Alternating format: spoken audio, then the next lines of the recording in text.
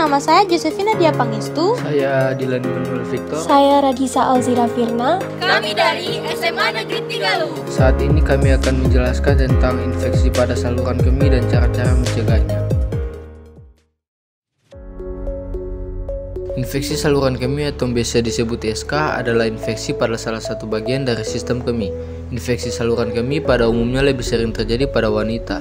Di Indonesia, prevalensi ISK berkisar antara 5-15% dan jumlah penderita ISK mencapai 90-100 kasus per 100.000 penduduk per tahun. Infeksi saluran kemih terbagi menjadi beberapa jenis. Di antaranya adalah sistitis, uretritis, dan pyelonefritis. Penyebab dari infeksi saluran kemih adalah bakteri yang menginfeksi salah satu bagian dari sistem kemih. Jenis bakteri yang sering menjadi penyebab dari infeksi ini adalah bakteri E. coli. Namun ada beberapa jenis bakteri yang juga bisa menjadi penyebab dari infeksi ini, yaitu bakteri Klebsiella, bakteri Pseudomonas, dan bakteri Staphylococcus saprophyticus. Penyakit ini dapat terjadi saat bakteri masuk ke dalam saluran kemih melalui uretra dan berkembang di dalam kandung kemih. Meskipun sistem kemih memiliki fungsi untuk mencegah bakteri masuk ke dalam uretra, terkadang tetap saja terjadi. Dan ini adalah faktor-faktor infeksi pada saluran kemih pada umumnya. Yang pertama, memiliki kelainan pada saluran kemih. Yang kedua, mengalami penyumbatan pada saluran kemih. Yang ketiga, memiliki sistem kekebalan tubuh yang rendah. Yang keempat, memakai kateter. Yang kelima, mendapatkan operasi atau pemeriksaan pada saluran kemih.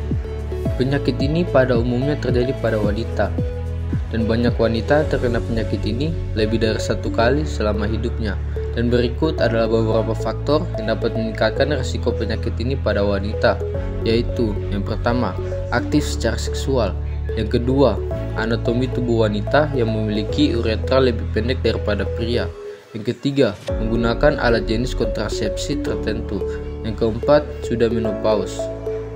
Wanita yang memiliki kebiasaan menyeka area kemaluannya setelah buang air kecil dari arah belakang ke depan juga berisiko terkena penyakit ini, sebab uretra terletak berdekatan dengan anus yang cenderung memiliki banyak bakteri.